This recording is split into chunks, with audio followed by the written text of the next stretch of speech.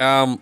Oh God, how do we start? Hello, everyone. Welcome back to the Legendarium Green Team. Today we'll be covering the latter half of the Ships of Merior by Janny Wurts. We've decided to just dispense with our spoiler-free coverage, I think. So it's Sure, just going to be yeah. spoilers. We're just going to Yeah. spoil everything. And if you haven't read the book, read it, please. I think we all I don't agree that it's good remember enough for agreeing on that. I'm fine with it. I don't but remember agreeing on that either. But We said it last time, right? Like Did we? halfway through the spoiler free section, and then you're just like, well, that's screw it, because we we won't do the failed. spoiler free. Yeah, well, we're gonna fail this time too. Okay, I'll take your word for it. I was also more objecting to, if you haven't read this book, read it. Yeah, it's a good book. If you liked the first, then you'll like this one. If you, That is true. It's like the first, but better. yeah, I would mostly agree with that. Great. Well, how'd you guys like it? If it wasn't clear, I loved it. Like, I adored this book, especially after the first half part. Like, I was just totally into it. I was totally into the characters.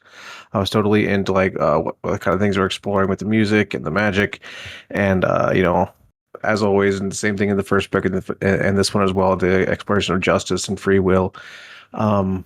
I was really bought into to the romance between Lyra and Arathon. I loved the scheming that Arathon did. I love the showboating and the the performative but still true to himself nature of Lysair's leading. I liked Dakar just getting slammed over and over again for being a jackass, and him eating his words, eating crow is what I should say. I like the ending. I like the twist. I liked how everything just kind of fell into Arathon's hands. Yeah, I really, really like this book. I really appreciate a story that conveys how difficult it is to get an army from point A to point B while in hostile, unknown territory. I really like that part of the book for me. I like that part too. I wish there had been more. What I especially liked about it was it's not something that I considered before, because so often it's not something that comes up in stories like this, and like they should be. But Comes up in history all the time. in history, yes, but not often in war-focused fantasy, I should say. Yeah. Because it's boring, right? It's not boring, by the way. It's not cathartic, I think, is the thing. But what I really liked about it is before, when he's what was illness? Innsmouth? What was the city he played in? J-Lot? No, he was the widow of Halloran. Oh, yeah. Inish? I want to say Innsmouth. Inish, thank you. I knew Innsmouth was a Lovecraft. And we learn after he's done with the whole thing, we think he's just wasting his time. We learn that he's actually just been making a gigantic spy network before, and he's relying on that. And they can tell him like what the troops are going to do before they even do it. And this is how he has everything planned. And it was very cathartic. And it also just very true to Arathon's character and how cunning he is. It was very satisfying to me. I liked how Arathon was always doing something in this book. Both Lysair and Arathon are always like active protagonists. Yeah, I guess. But one of them is significantly more focused on a longer term goal, I would say. And one of them is just, I must kill my brother. Yes.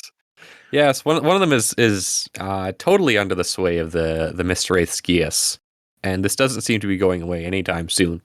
Well, I think the Lysair's whole thing is that even when he's not directly under the control of the Ys, his waking self, his other self, is still doing the same tasks. Well, like they are united in purpose. His whole being is twisted by this, right? Yes. Yeah.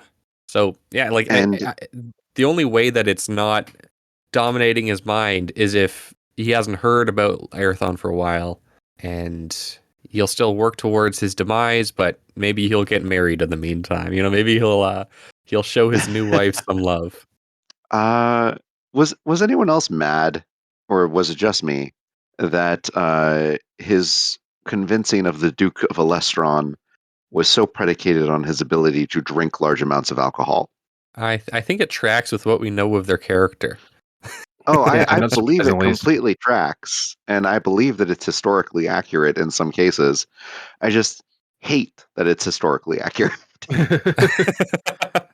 Oh, I was really sad that they ended up being so anti-Arathon. I think I mean, this is they're an example of like a mirror clansman, clansmen who have made a town their own and have made war their defining trait.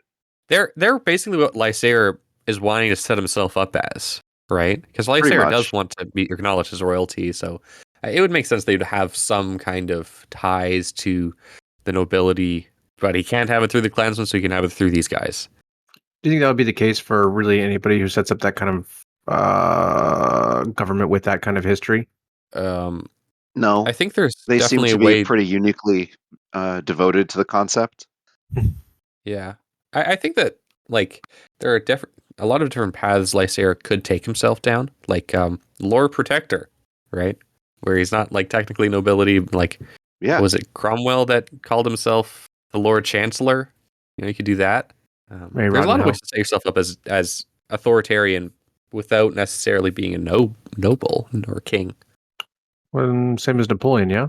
Napoleon crowned himself emperor, so that's Yeah, pretty but that's noble. not nobility, is it? I think in Yeah. his case it was basically nobility. Okay.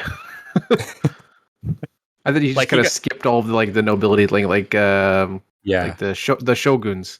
They never claimed to be like in the emperor's line. They just said, "Hey, we have the power. We're gonna rule the country." in the emperor's name, right? Yeah, Yeah. we know better than what he wants. it's yeah. That's I feel like Napoleon's was significantly more influenced by I have this divine right.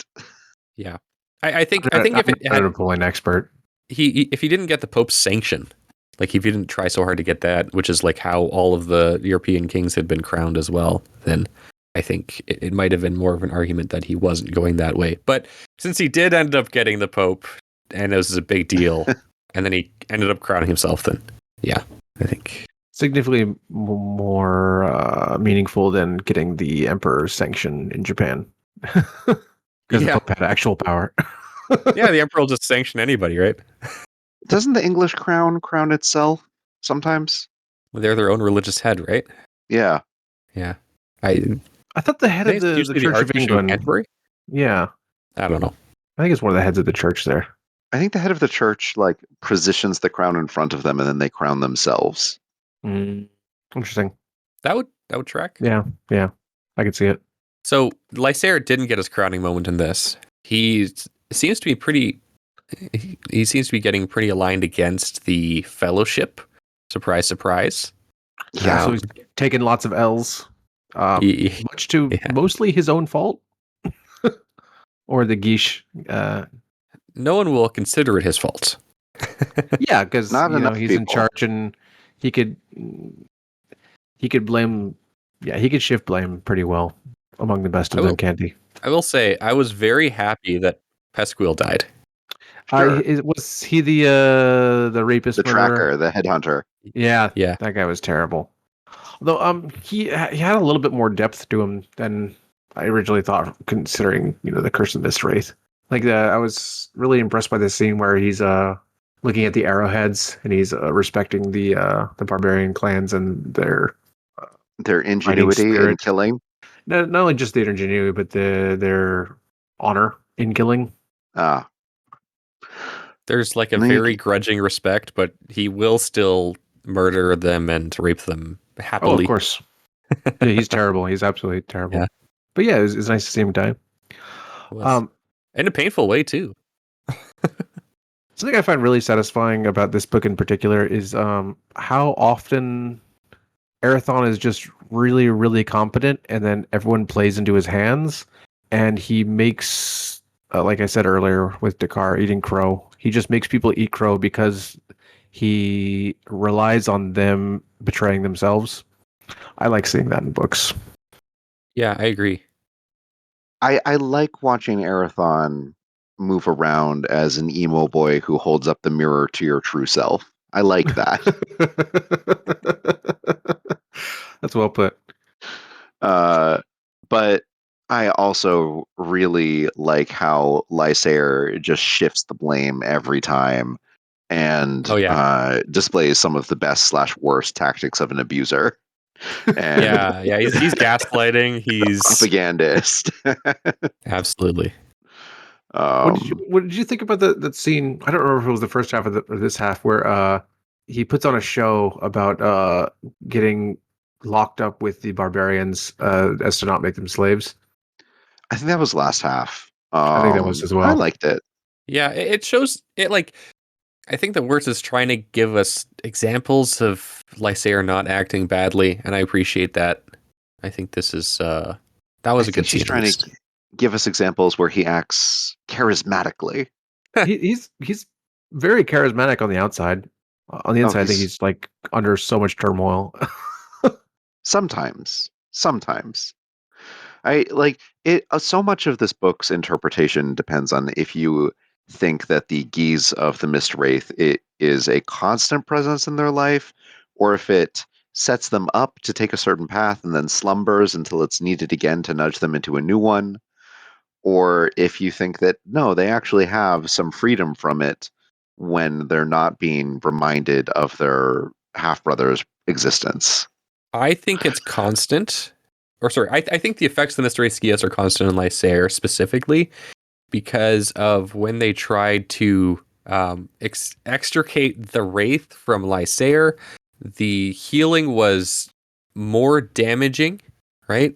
There was that whole scene where Asandir was doing this exorcism, and then he's like, I'm doing such a bad job. The Wraith is enmeshed with every fiber of his being. I have now ripped at every fiber of his being, and now he's kind of twisted out of the true. I think that anything that's good in Lysair is kind of in spite of this botched healing exorcism. Well, I mean, we can all agree that the Geesh only affected. I shouldn't say only affected. It just kind of more twisted his sense of justice, right? Yeah, it hid in his sense of justice, and therefore that's probably the most damaged part of him, the most And corrupted part. and that was also magically influenced by the Fellowship several generations back. So he's just kind of screwed on top of Yeah, being screwed. I'm really coming around on the Coriani viewpoint that the those bloodlines were an abomination in the first place. Yeah, I mean, yeah, definitely. I mean, Like, it's a complicated thing, right? Because what the classic problem of nobility, right, is you can have a really good founding member, and then a couple generations later, you get like a Nero or a Caligula, even if maybe the propaganda against those guys is pretty harsh.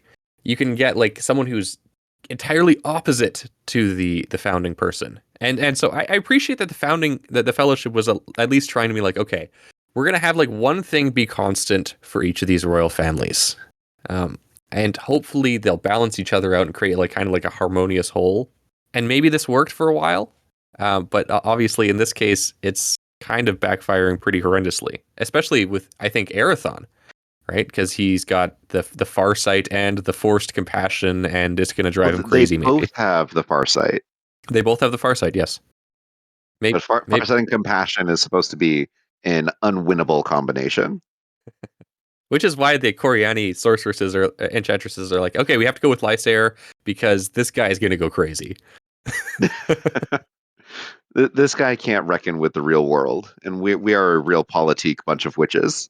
Yeah, they're a lot less idealistic than the Fellowship, and I think they're a much more interesting faction in this book than they were in the previous. I was not expecting for them to be the faction that deals with natural disasters. I think the I Fellowship thought probably that just lets them happen, right? yeah, I agree.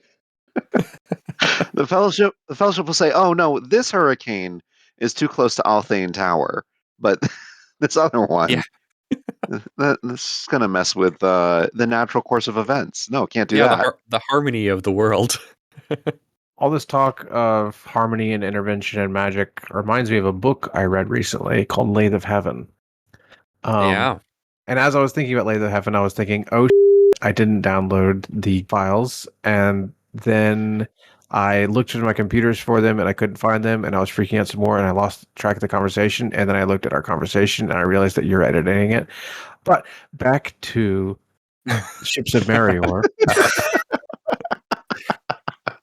For those of you who haven't read The Lathe of Heaven, it's kind of this Taoist philosophy of light and darkness, and how you shouldn't really, or I shouldn't say shouldn't, but how important consequences are, and maybe looking into the future for things that should happen and going with the balance of things. So it's very relevant. It's a great book. You should read it. Yeah, if you like The Wars of Light and Shadow, I would definitely recommend it. They're pretty because similar. They're playing with similar ideas. Yeah. Not in similar lengths, they're not. Nope. That's true. Yeah, Lathe of Heaven is a very quick read. If you like if you like the War of Light and Shadow, but don't like the length, then maybe pick up Lathe of Heaven. It's the Wars of Light and Shadow abridged. Very, very, Except very, with no very cool abridged. magic. Yeah, that's kind of cool magic. I wouldn't even call it magic, really. What else is it? It's not science. I don't know. It's not science. It's just like reality not conforming to what we perceive of. Speaking of cool magic, I love how Arathon has so much and Lysair has Firebolt Go. Yeah. He also has lighting candle powers. Yeah. Okay. What I loved about the final battle was when Arathon kind of pulls back his magic, so makes it look like Lysair has won a little bit. That's so good. I feel like he does that was at a least really good twice. sequence. What's that? I feel like he pulls back his magic at least twice during that fight. One part being immediately when he withdraws the full dome of shadow over the town. Let the townsfolk believe that it's fraying. Oh no. Yeah, Lysair is a man of straight lines, which I can appreciate, being a man of straight lines myself. And straight lines of fire. Yeah. Hey, it did the job, right? The job of screwing himself. Those ships all got lit on fire. I mean, when they described the bay as boiling, I figured, oh, so everyone in it's dead now, right? Casualties were minimal, thanks to Arathon, I guess. That happened pretty early in the fight, and then it kept going. Yeah. Yeah, no, it's not a bay anymore. It's just empty. I'm probably a little spoiled because I'm so used to shadow magic in Malazan, but I love the use of shadow magic, and I wish I could see more clever uses of tricks on the eyes and mirages and whatever. I really appreciate it, Janny. Thank you, Miss Wurts. Yeah. I like he's using it a lot in this book, right? I liked flash freezing the curls of breakers into ice. Yeah. I like how liberal the term shadow is. I'm very interested to see what, okay, so I imagine Lysair is going to get better using his magic. I'm interested to see what the light magic will look like now.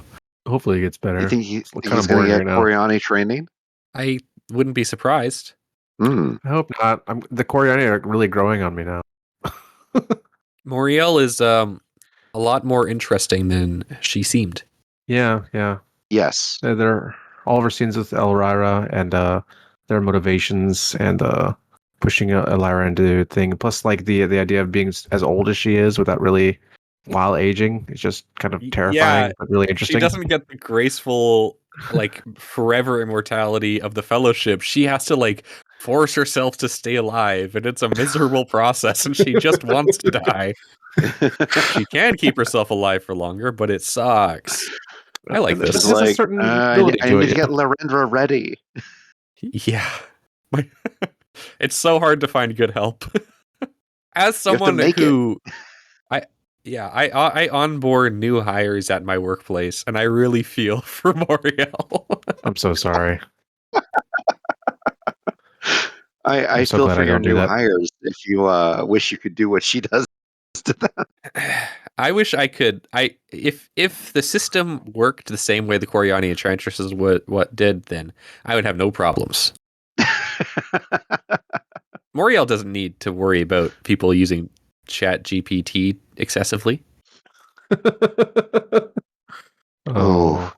Elvira, Did you guys love their stuff with Arathon and Lyra as much as I did? Because I adored it and I could eat it up, and I love their little the healing scene where he's playing the music and she's healing the dude, and then they have these like misunderstandings and like will they won't they, and then he's like, oh, I can't do it because of all of these, the honor, and I have to respect your Coriani stuff, and she's like, but no, I can't tell him this, and then I can't tell her this, and like there's just so many complicated feelings there, but it's also written so able beautiful. to sleep with him, and then she was not able to sleep with him anymore, but she couldn't tell him about either of these things. Yeah. Yep. It's just so tragic. And she doesn't even know necessarily that her link with her crystal has been altered by the Fellowship.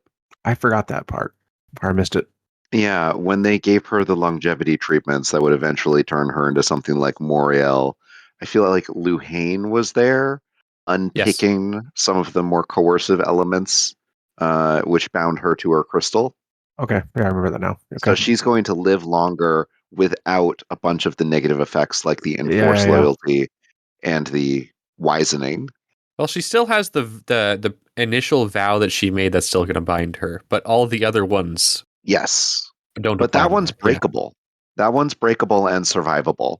It's also moot if you become the head enchantress. Correct. Which I think she's clearly on the trajectory for, right? Yeah, but how many 100 years are we going to take to get there? Yeah. Well, we've got like 480 to work with, yeah. right? Minimum. Yeah. Seth Beer's older than 500. But the well they drank from, it's like, okay, you get 500 years of life from this. That was their Maybe they can drink from it again. Could they drink it again? I see no reason that. Why not? I mean, they would have to go back through the Waygate, which is one way, isn't it? One of the gates is one way, but I forget if it was on this side or not. I think it might have been both of them. I don't know. Is this Portal Fantasy? Yes. Cool. I'm going to start making this the top recommendation for Portal Fantasy from now on. I'm very much wondering how many worlds we're going to get in the entirety of this series. I think we're only getting this one, and the beginning of Curse and Mistwraith. I think Arathon's going to escape to another world. I think that's going to be his solution, and everyone's going to think that he died, but he actually goes elsewhere instead, and he gets a happy ending with a Lyra somewhere. Are other worlds other planets, or are they just other planes? I think there's both. Interesting. I think there's other planes of worlds, and some of them are significantly smaller than the more quote-unquote real ones or the closer to God ones. Like Amber. Exactly like Amber. And then also the primary worlds have multiple planets in them, and interstellar travel is possible. Is that where the Paravians went? Maybe they have to go to a different world to see the Paravians. I feel like if the Paravians went anywhere, they went into a different dimension. Are the Paravians just going to show up in the last book and we'll be like, oh, this is what we were waiting for? Or are they going to come soon and be like, I hope not. I want to see some We already had children. a Paravian show up. Really? When? Not remember? In Curse of the Mistwraith. Once the Mistwraith's hold on the world was broken, there was like a centaur or a unicorn on a different continent. Yes. Yeah. Okay. Somewhere. I was not sold that it was on this planet or world or reality. Just somewhere. It just knows that somewhere the Mistwraith's curse is broken. Yeah. Somewhere in some reflection of this world. Well, you guys still didn't answer my question. They got the sign that Mistwraith is gone. How'd you think about Lyra and Arathon and that sweet tragedy? I really, as when I was referring to cool magic stuff, that healing scene is in there. For sure. But no, I don't like the relationship between Lyra and Arathon. It's instant. It relies on senses that are not yet really explained to me, and I just have to accept that it exists and that it's there.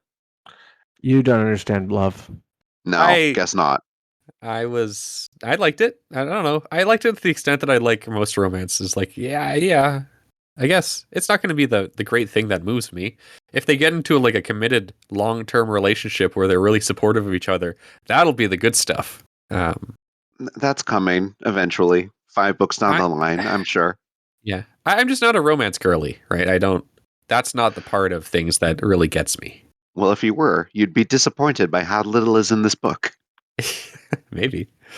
I liked How actually. many You know what pages? relationship I like? How many pages of romance are there? Yeah. I would say like 30. Yeah, that sounds about right. And how many pages total in this book? 730. 700 and I'm looking. You guys are neglecting the romance between Lysair and what's her face. exactly No, I'm not. 700 in my book actually. Oh, See, that's Talith? also great. Talith? I like it. I like I that like one. her a lot too, actually. How she almost leaves him, and then she sees him again, and she's like, "Oh, I can't leave such a perfect man." Yeah. I mean, he's got everything, right? Got large He's tracts of very land. charismatic. He's pretty hot. He knows what to say. He's got a purpose. When he chooses to, he can say the exact right things to her. Yep. He's got those blonde ringlets. Plus, like when she showed up, he was just like, "You're here. I got all this stuff for us to do." I mean, who doesn't love that? I'm gonna marry you immediately. Yeah, that was great. I feel for her, man. I feel for her. Plus, her brother's always just like, "Man, this Lysair guy's pretty cool." You know, I used to be like, kind of iffy on him, but he's pretty cool. Yep. She got that going on. The various people who are slotting themselves in around their liege lords is a good part of the series. I'll say that. Jiret was enjoyable to read, though he has some real weird ideas about what breaks honor. I mean, you'd have to develop those, right? Given the situation they live in. Yeah. Could you tell me what you mean specifically?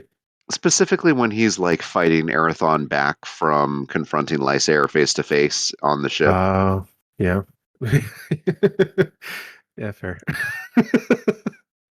He's like, "No, this experience has forever debased my conception of honor and virtue and my place for my king." And I'm like, "Dude, you're doing exactly what he told you to do, exactly how he told you to. / you didn't believe him enough and use enough wire." Yeah. Yeah. Well, I think Arathon is a kind of like an Odysseus figure here, right? Especially in that scene. Of course. The siren call of his frenemy. I never thought of it. That actually works pretty well. Yeah. He's also very intelligent. He can win things craftily and cunningly. This would make Lysair Achilles. Just tie him down better. I could see that too, actually. Well, it's the same as every werewolf fiction where they like break free from the radiator because they had like 8 feet of loose chain to deal with. Jiret needed to watch more werewolf stories.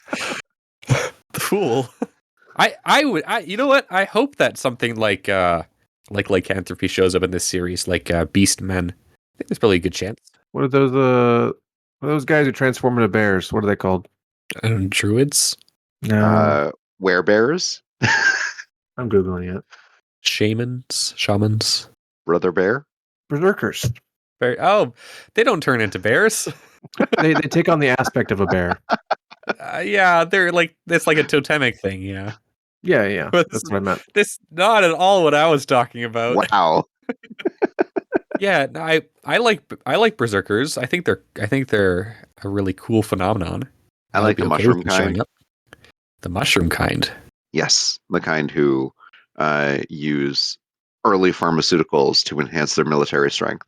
Oh, nice. For psychedelics? Yeah, or not. Like they can have physiological effects as well, raise blood pressure, coagulant properties, whatever. Wow. I can't imagine psychedelics would be very useful in a battle. Can't imagine what? I can't imagine psychedelics. Read some Viking lore. Really? You gotta do them right. Okay. If you're not feeling pain, you might be more effective in certain types of battle. Yeah, but you're also probably less effective if you're like imagining things that aren't there, or maybe imagining your friends as not friends. Isn't the strategy with berserkers just to kind of like point them in the general direction you want them to go and just like not get in their way for this reason? Yeah. They'll just kill anybody that's near them. Yeah, that's what they say. Which I can't wait to happen more of in Dungeon Crawler Carl. And of course, the Wars of Light and Shadow. I mean, we effectively have 2 of them already. Yeah, that's true. Maybe the curse will propagate. That'd be fun. I mean, it kind of feels like it is. it feels like it is In a reaching sense, its yeah. tendrils into other people. Through their charisma and Yep. yeah. How did you guys like the very? I thought this was actually quite Japanese. The part where the guard captain, I don't remember his name right now, killed that Decides to sympathetic, assassinate. the sympathetic captain, right? Yeah. To Arathon. It's like that, but Lysair need not know about this because it would stain his honor. Yep. That I was feel good. like that's partially his job now. Well, it's just Yeah. something I like about this series, with the exception, I think, of Dakar. And we talked about the I forgot his name again. Still, the rapist evil man that died. Pesquil. Pesquil. All the characters, except for Dakar, have like multiple facets to them, and they're much deeper than they are, and you can understand how they're just deep characters, and they feel verisimilitudinous. So Ash, because you believe that the Geese is constantly on them, how do you feel about Dakar's attitude towards it? Just distrust everything Arathon says and try and get away.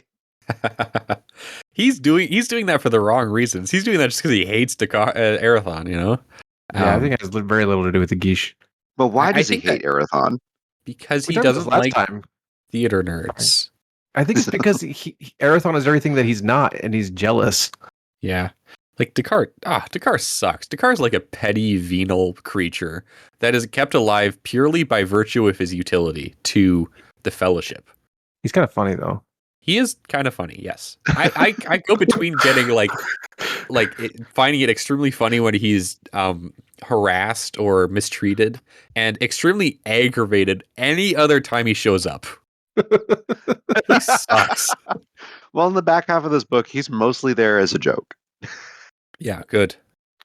It's so satisfying though, because there to be seasick. So and like I said, he's just eating crow the whole time, because just like Lysair, he's hurting himself. Yeah, he is.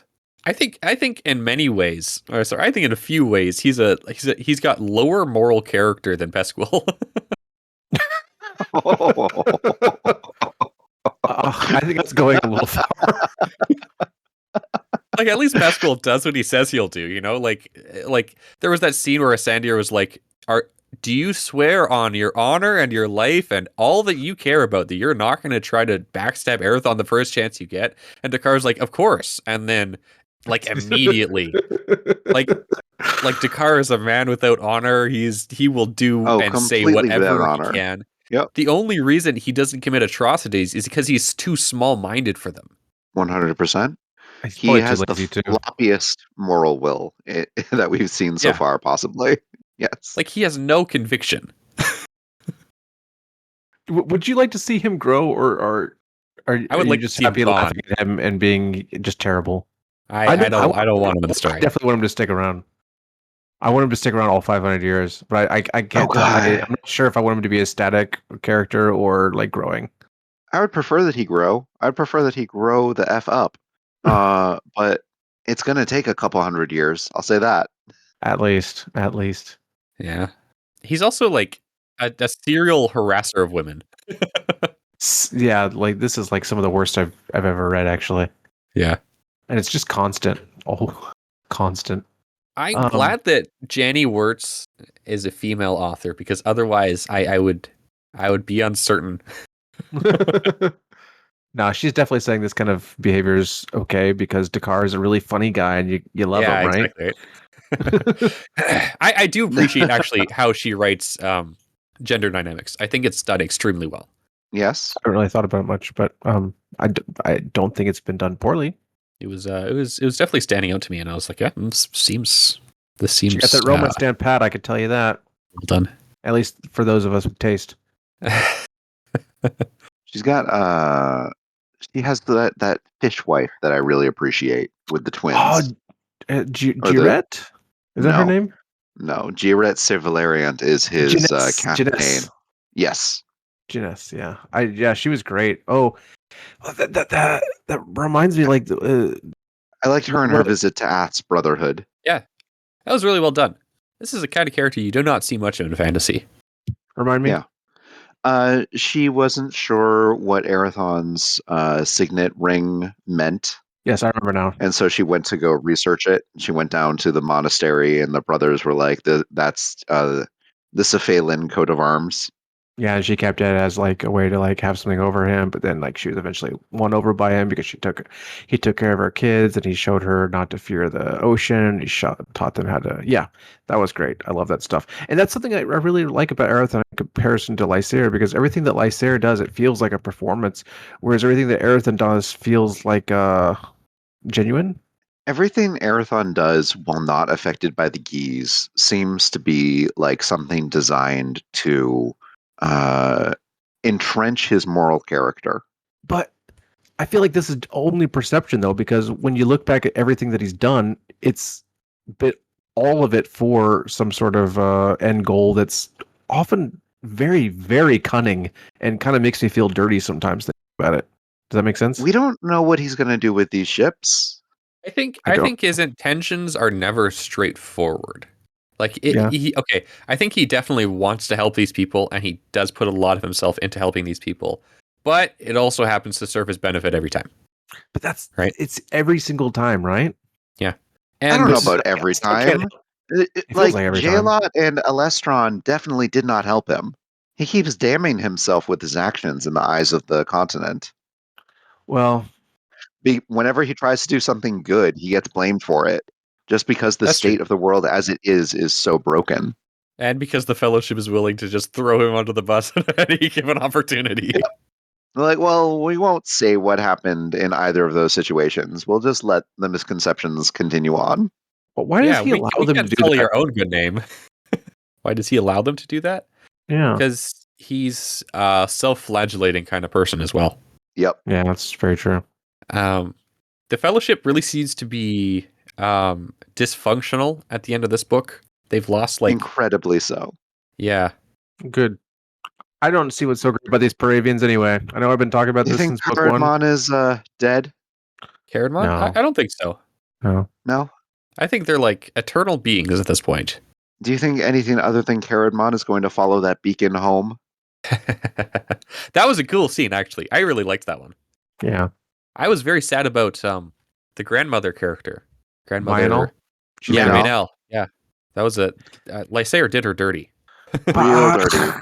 I mean, can you blame him? I can, yeah. Yes. She's literally betrayed him by stealing his stuff and giving it to his mortal enemy. What is he supposed to do? She collected taxes and spent them as she felt appropriate. Yeah, like he doesn't have any legal basis for his actions at this point. He doesn't have legal basis for nearly any of his actions, right? Correct. He's just correct. Yeah, he's just grasping it because people are giving it to him, which is, kind of the nature of. She is the lord of those lands. She collected them. He has not received the sanction of the Fellowship. She owes him no duty other than to let him live, and he hates that. Yeah. So he killed her. I think he could have done more to try and win her to his side.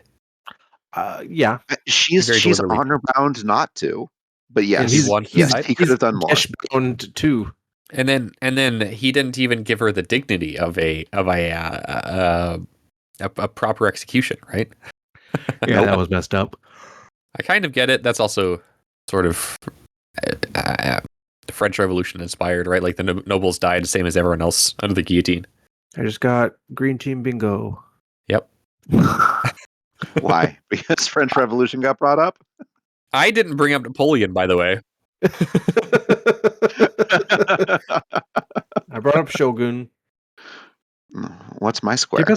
I don't think you've said anything gay yet, have you? Thank you. You could comment on the homoerotic tensions between Arathon and Lysair. They were barely there in this book. Is that disappointing? Relieving? No. Neutral. Fairly neutral. This book now feels like a setup book, which is hilarious. Yeah, I agree.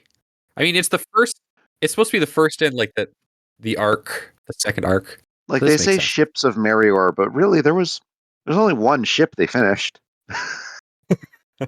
Yeah, is Sloop. Yeah. Not so scary. Though I do love that they took the harbor with like 10 people, maybe a dozen max.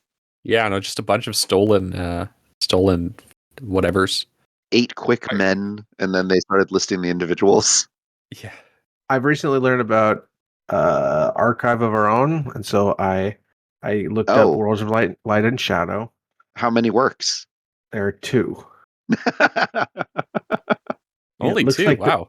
It looks like it's between the Blacklist, a TV show in the United States, and the Wars of Light and Shadow. That's crazy. That's crazy. I don't know what kind of story it is because there's no warnings. It's just a wholesome fanfic, I'm sure. The Blacklist is like an assassination show / police procedural. There's some puppet mastering going on, right? How do you mix those two? Well, you see, Arathon gets on James Spader's side, right? Or maybe they're like a cat and mouse game between them. And then Lysair is the FBI at large. FBI at large, okay. Yeah, I'm surprised there's not more things. I'm gonna have to look this up. I feel like fanfic authors could go crazy with Talith and Lysair and Arathon and Elira if they were presented in the right light. You know, if there was like an adaptation, like if this was like a CW drama, I think they'd be all over it. Yeah. Yeah, aren't the internet like crazies like really weird about what's that supernatural and like brother incest? Yeah, they are. I even knew that one. So what Janny Wurts needed for these books to really break out into the mainstream, I think, is just like instead of describing Arathon and Lysair as like achingly attractive and like Lysair like he cut such a figure against the sunset and they framed his locks such, she should have just like had like illustrations, you know, like every time she would have put one of those descriptions in, put an illustration of Lysair or Arathon, and I think that the readership goes up 300%. Illustrations would be nice. It'd be cool if you overlay the illustrations on top of each other to be like kissing each other. Oh yeah. Ooh, yeah. Separate book covers, yes. You could have the Shadow edition and the Light edition. And if you put Miss Words, if you're listening, you gotta get that sweet money. Which side will you buy? Will you buy both? Absolutely. Yeah. But I just started reading every time that Janny Wurts explained what Arathon looks like, and friend nearby started cracking up laughing. Why is that? He was like, "Oh, this is the most emo boy who ever emoed." her description are very on point for the two of them, even in the physical appearances. Yeah, I like it. I like it. I think it's great that we have protagonists they both have their domains. They're both excelling in these domains, and they're also both really handsome and portrayed just correctly against the light. It's very larger than life. You know, they're not necessarily super relatable figures as a result, but they are more competent and more interesting, I think. Sure. And once again, I compliment Janny Wurts on her knowledge of medieval clothing, because there's so many parts to the things that they're wearing, especially Lysair. I think Janny Wurts did her research for these books, man. Really did. It comes out in the nautical language, I will say. I don't know if she had a pre-existing knowledge of that, but there's so many words that's like, oh, I know that word, but if I was writing a ship scene, I would never remember it. And I might have heard the word a few times, and I vaguely know the context, but it seems like you actually know what you're talking about. The boats, the music, the warfare. Definitely the boats. I mean the music. She's incredible at describing music. I really appreciate it, just like the usage of the word luggers. I like a lot of the old-timey words. Pretty good. She did use the word Shanghai, which kind of made me stop. She did? Yeah. Oh, yeah. I get upset when I see that in most fiction. She used the expression like key. This was key to something very frequently. Mm. And of course, my main force. I don't think I registered that one. I think I was too busy worrying about the locks and key metaphors for that every character was twisted into. My problem with Main Force is that I was also reading Warcoast again at the same time, and she's another Main Force fan. Earlier I said that this is going to go to the top of my recommendations for Portal Fantasy, but anytime someone's looking for nautical fantasy, unironically, I'm actually going to definitely recommend the series because this has got a lot of stuff, and the last book did as well, and I think there's going to be more to come. And of course, Bardic fantasy. Yes. Oh, yes. Anybody who likes music, I would actually recommend this. A lot of those Name of the Wind fans should come over here and see what's going on with the words. I mean, Kvothe and Arathon are in many ways very similar protagonists, right? I haven't seen a sex god show up. Not yet. Arathon is the sex god. He's already got all the skills there. He just chooses not to use them because of his compassion for the women he would inevitably have to leave behind. Nah, Descartes' probably going to become the sex god. It's unethical for Arathon to have sex with a woman that he isn't planning to continue having sex with. Exactly. He'll ruin her life. That compassion and foresight is just too powerful. You can just see into the future. It's like, oh no, I'll make her miserable. She'll forever be yearning after something she can no longer have. It's not to be found on this plane. Yep. Dakar, I'm surprised that anyone sleeps with Dakar, but that applies in real life too, you know? He's got money, right? He supposedly has charm. I don't think he has money. He sometimes has money. If he does, he always spends it immediately. Maybe on the women. Yeah. I don't know why Sandir keeps him around. Maybe, I guess he's not really keeping him around. He's kind of like letting him loose across the countryside. Look, they are so desperate to have 7 people again. Dakar is not a candidate. He's not a candidate. They're not considering him. I'm so sorry, buddy, but I think he is. I think he's even endgame for the Fellowship of 7. No. Yes. No, I think the 7 that they refer to is going to include Dakar in the end.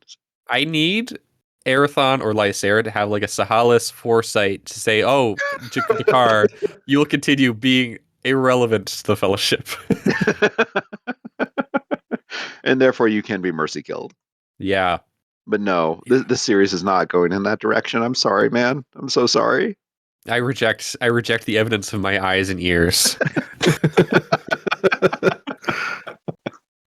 Do you have any opinions on Deerkin, the captain? I like her. I don't think we get much more of her from this. I thought we were going to get more of her. Yeah. But I guess giving pirates cartography first was one of Arathon's long-term goals. Yeah. Yeah, being able to see the stars and move them to islands outside the view of the coast is pretty important. I imagine it'll be very influential in future books. He's got to set up that economy for himself to slip into. Yeah. I'm surprised that I don't know. It seemed like there was kind of a little bit of sexual tension between her and Arathon, right? I thought so too. I saw more of that between her and Arathon than I saw between Lyra and Arathon. Actually, yeah, but Deerkin's a much more sensible person than either of those sorcerers. Yeah, I'm not saying I like this is like a Jacob Edward situation. I think, you know. No, it's a recognition that Arathon has closed himself off from the world of mere mortals because he clearly had the opportunity to settle down a little bit and live a happier, more mundane life. But no, not really. He must have grand plans and grand ambitions and grand failures. That's true. I'm trying to think of a way how Lyra is like Penelope, but I can't come up with it. Maybe she'll be in a future book alone and have a lot of suitors. Hope so. You know? But we need a Telemachus. Jarrett, right? No, it has to come from Elira. Elira's got to lock him down with a baby or receive orders to do so. Baby trap him. Yep. I mean, she basically got those orders in this book. Yeah. And then they were rescinded. Yeah, right? Before too much could come from it. But I think she's going to get those orders again. Yeah, maybe. I feel bad for Elira, though. That's quite something. It's like you can sleep with this man, and then you get really close a couple of times, and then you're just like blocked at every opportunity. And then you're like, oh, no more sleeping with him. That's got to leave you sexually frustrated, man. Just got to go grind some more herbs now. I'm sure there's herbs for that. It probably She get is. pregnant with another guy, and he'll become like a surrogate son for Arathon, and he'll become Telemachus, even though he's not his real son. I don't think that's I'm going going to to happen. say I also like series where everyday herbs suddenly gain magical medicinal powers. Like aspirin. Yes, but more like, oh, oregano, yeah, that can cure your gout. That's an herb, right? Yeah. Yeah. And let's just put some thyme on this great white shark bite. It's a It'll seal poultice. right up. Poultices always work. I was very disappointed by how few poultices doctors prescribe in the modern day and age after reading so much Redwall. They just don't want to deal with the mess. They're cowards. Yeah. Come on. It works Tie for it the up with a nice squirrels and mice. burdock root. Yeah.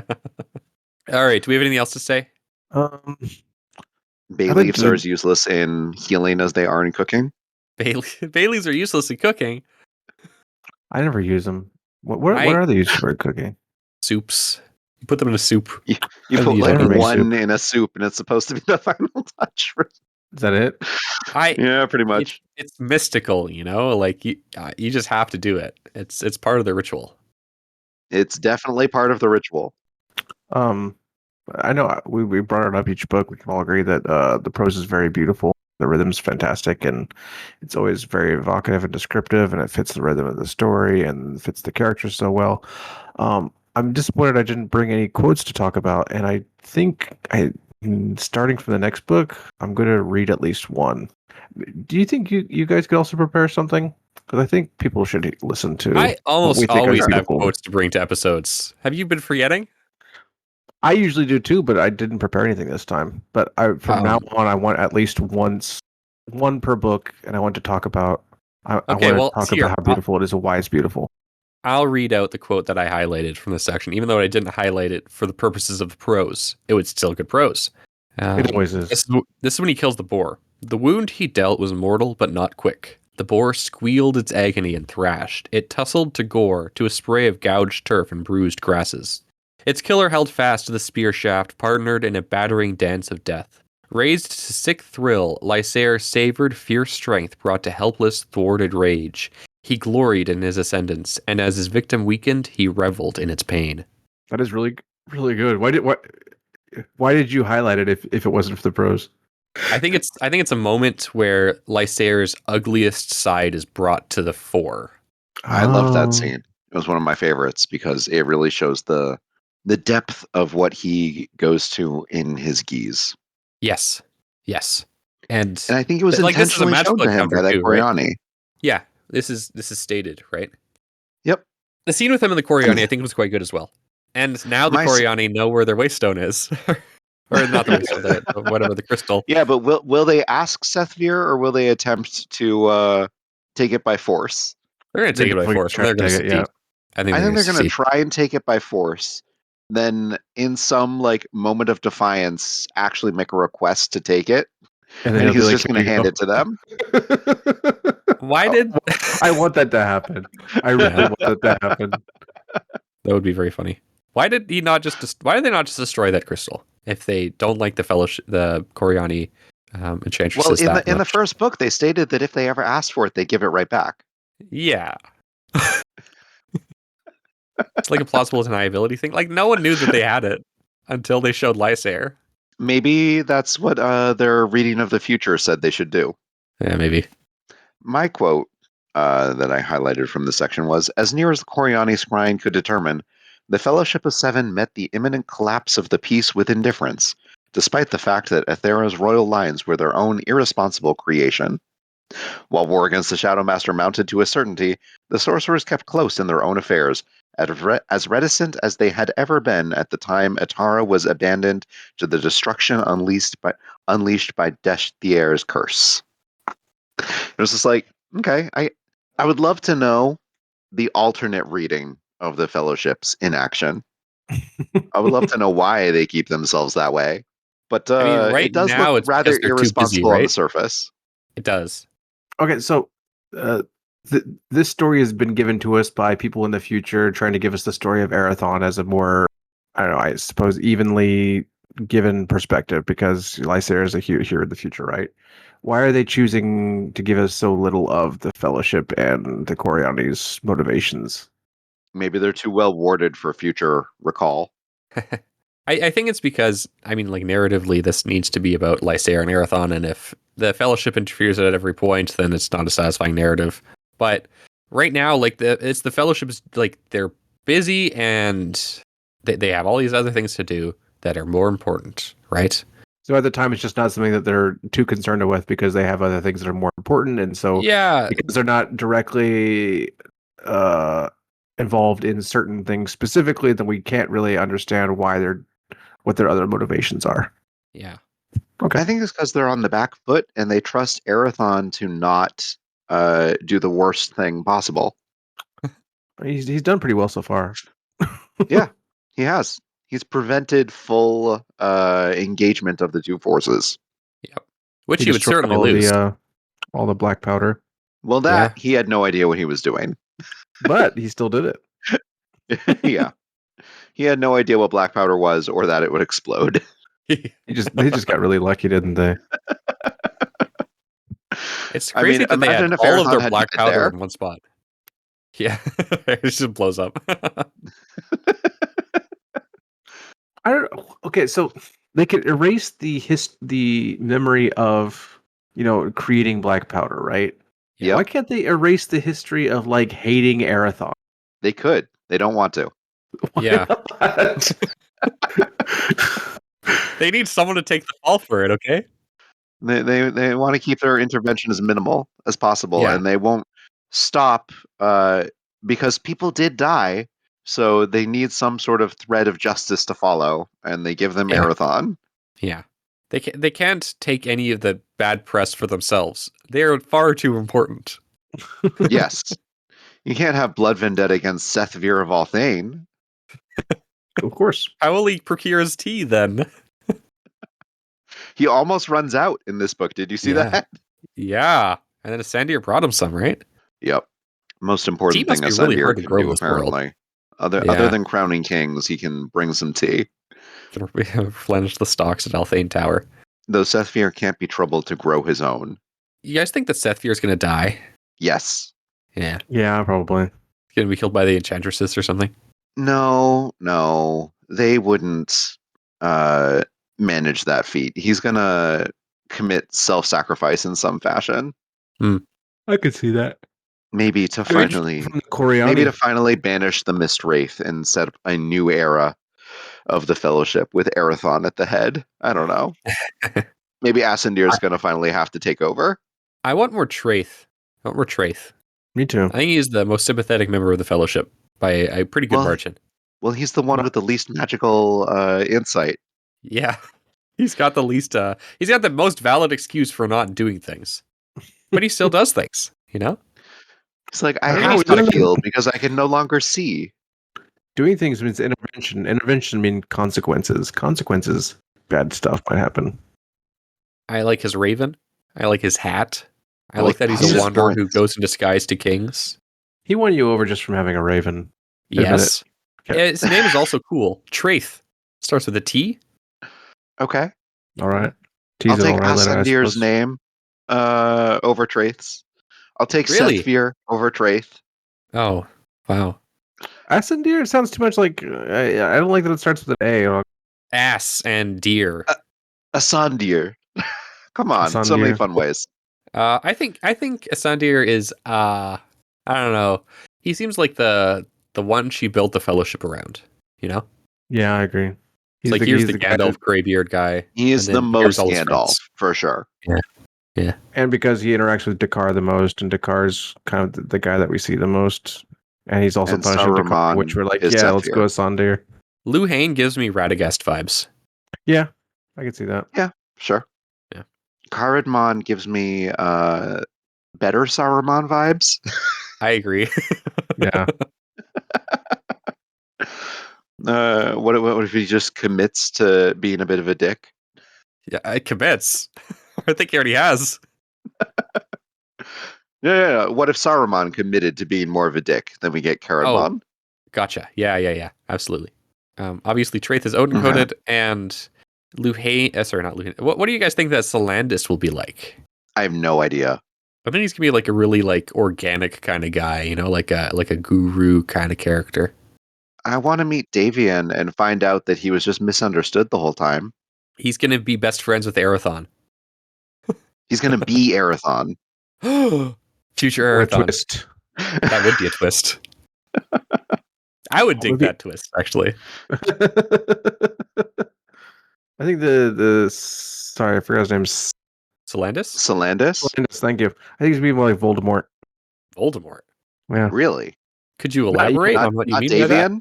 Wait, not evil Voldemort? That's like his one characteristic. No, because Solandis sounds kind of like snaky. Oh. We're really reaching top tier literary analysis here. I think it's time we end the episode.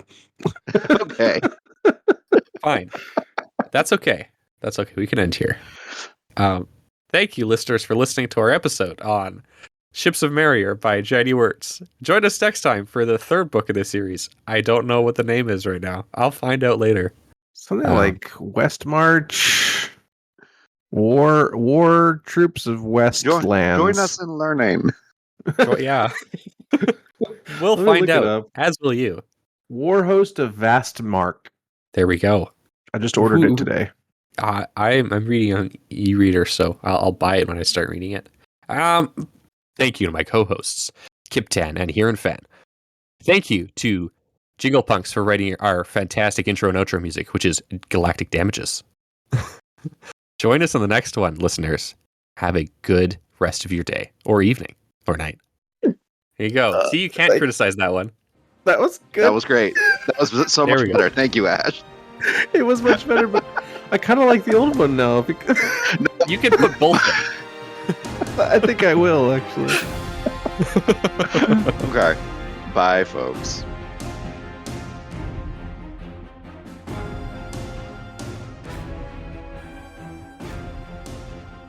Thanks to my co-hosts, Hurin Fan and Kyptan.